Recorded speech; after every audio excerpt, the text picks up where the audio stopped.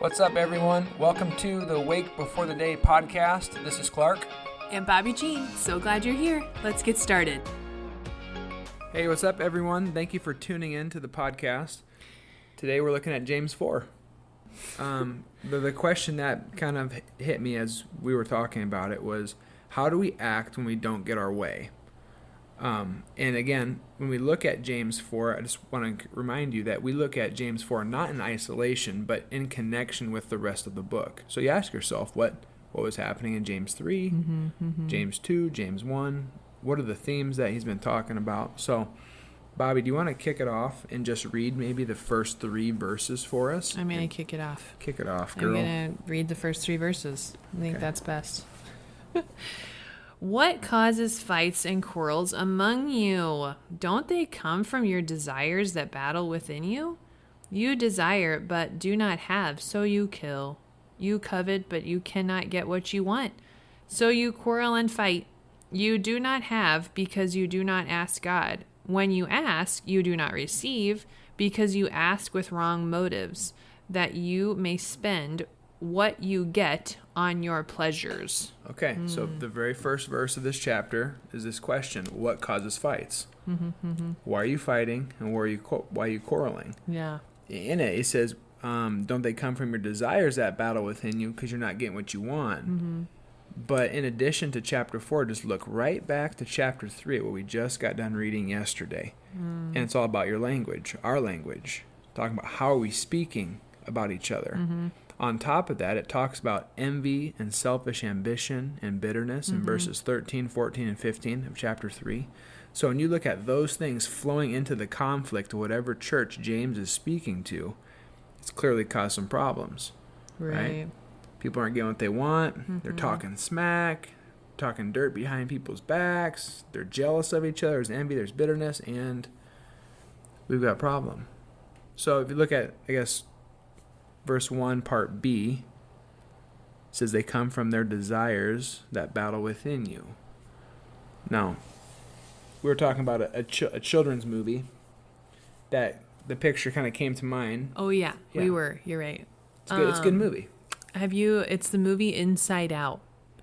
And so why that's such a good picture is because the movie depicts the inside of this young girl's brain and really kind of the emotions that are kind of dictating, what's going on. So it's this cartoon, and the main struggle, I guess, is between joy and sadness. And there's also envy, anger, fear, I think, are the other ones. Anyway, but that kind of has created this picture that was easy for us to reference when the Bible's talking about our desires and the battle within us, how really there are just these loud, emotive voices, urges, desires that are within us that, that we can give ourselves over to, if we're not going to step into, Jesus' way. Yeah, and we want to give you a ton of grace.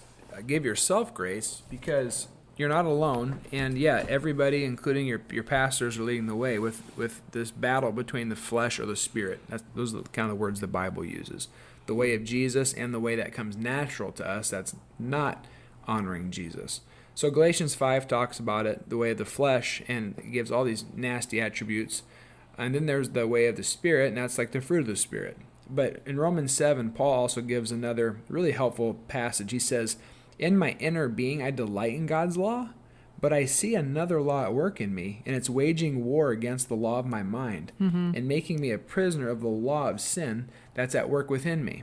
So you just got to call a spade a spade. We're sinners. We got this battle that's going on within us, but we don't have to let our sin have the last say. Because when you're a Christian, you profess in Jesus Christ, the Holy Spirit lives inside you. God talks about how He'll never allow you to be tempted beyond what you could bear. And so when you continue just in this passage in James 4, evidently this church ain't doing so well. You look at verse 2, let's keep going. It says, you desire, but you don't have, so you kill. You covet, but you can't get what you want, so you quarrel and you fight. And you don't have because you don't ask God. So James is saying not only is this not a solution, it's not the way of Jesus. So we got to change the way we're doing things here. And I'm not sure where you're at when you don't get your way. I know for me, obviously, I'm very impatient. I'm like, not only do I not get my way, I want it, and I want it quickly. Like, let's keep going, let's go. And so there's this fleshly reaction that comes at the cost of those around me. Oftentimes my family, people I'm working with. It's a sharp, sometimes just impatience, like, all right, let's go, come on. You know, it's not always like a cruel thing, but Right. It's not respectful, it's not kind, and it's not in the spirit, most importantly. Yeah, So you look at verse 3, that's good. continues about, like, why don't we get what we want? Even like when we're crying out to God and we're praying. He says, when you ask, you don't receive because you ask with the wrong motives, that you will spend what you get on your pleasures. And so, Bob, like, talk to us about what's the other option here, beginning of our prayers. Right. Well, I think you've talked about that in sermons in the past, and I know that that's kind of when we've broken down the Lord's Prayer. Like, that's the beginning part is, you know, how we should begin too. You know, our Father who art in heaven, hallowed be your name. Your kingdom come. Your will be done. Yeah. And so the same goes, you know, when we're praying today, that our prayers should begin with, you know, identifying and praising God for who He is and for what He's done, and then submitting, you know, ourselves, our family, our future, our friends, our plans, like submitting to Him, all of those things to Him, because He's the one that knows best. He's the creator over all the cosmos, and so we identify that, and then we act accordingly. So we submit all of those things to Him. And then it's from that place that then we can make our requests unto Him. Like, that's when, you know, we have that bended knee where our motives start to come in. We have heart alignment. Our motives start to come into a line and say, okay, Father, you know, we remember who You are. We remember what You've done. Now, can You be with us in this? Can You help us with this, you know, with Your requests? And that's what gets to the motivation. That's what he's getting at here in James 4. If you look at verse 3 again, it talks about how you ask with the wrong motives. And I say you, I mean we. We're in this with you.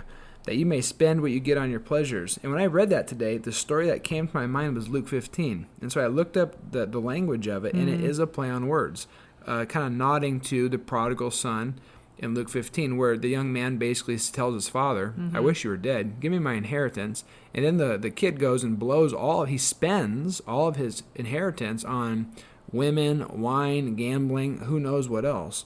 And so that word spend is the same word that's used there. So I guess at the end here, we're asking ourselves, okay, then how do we change our desires? How do we change our tongue? If we're looking at James 1, 2, and 3 flowing into these fights and quarrels when we don't get our way, Bob, what else does the passage tell us about following the Lord and kind of righting these wrongs? I think that's just the next part that kind of stuck out to us. And so this is kind of where we'll camp until we end. But it's verses 7 and 8, and they sound like this. Submit yourselves then to God. Resist the devil, and he'll flee from you. Come near to God, and He will come near to you. And so that's kind of, and so I'll push pause there. But that's kind of, I guess, what stuck out to me in this chapter was, okay, there's these things going on, and there's these, you know, fights, quarrels, and then just wrong desires, wrong motive. And verses 7 and 8 to me were sounding like we need to get back into heart alignment, yes, but then like submitting ourselves to God in all aspects of the word. So we submit in our prayer life, but then just in our day-to-day too. And so a lot of people have talked, maybe you've heard of the word holy habits, but really what stuck out to me was Pastor Ken's sermon yesterday. And there was this quote where he's talking about how I think he was saying literally the same thing. Just continue to abide and position yourself near to Jesus. And he said this quote, I think that was from a D group. And it was that this man had a realization that really discipline is going to beat your motivation a lot of the time, you know, because that's kind of like the New Year's resolution thing where like we're motivated. It's January 1. We're out. We're doing crunches. We're doing push-up. You know, we're motivated. We are going to do this. But then, you know, by this January 17th, we're laying on the couch sideways eating Doritos. It's like, what? Oh, yeah, I did. And so how just discipline and how just the daily habits that you form that are positive. So whether, there's triggers and you're coping, and there's all kinds of ways that you could put it, but I'm just going to put it like James does. What stuck out to me is that you just daily come and submit, you daily come and surrender, and then you, verse 8, then you come near to the Lord, because then we're promised that he's going to come near to us. And that's simply giving the Lord your day, saying, God, I'm not sure what today's going to bring, but help me to honor you in everything that I say and do. I give you my family. I give you my circumstances. I give you my friends, my future. God, would you have your way? Going back to the Lord's Prayer, your kingdom come and your will be done. And you still are aware of what's happening. You still work hard. You can still prepare and discern and try to plan as best as you can and be a good steward with what you've got. But how we begin is saying, God, this is all yours. Help me with it. And when we start there, when we don't get our way, you're able to fall back on, well, I trust that God's got a better plan then. And that hopefully avoids fights and quarrels, envy, bitterness, selfish ambition, and foul language, which is what James is talking about. So that's all we got for you. James chapter 4. Hope you have a good day relaxing, and I hope you dive into the Word. God bless you guys. Thanks for listening. The Lord bless you and keep you. The Lord make his face shine on you and be gracious to you. The Lord turn his countenance toward you and give you his peace. Have a great day.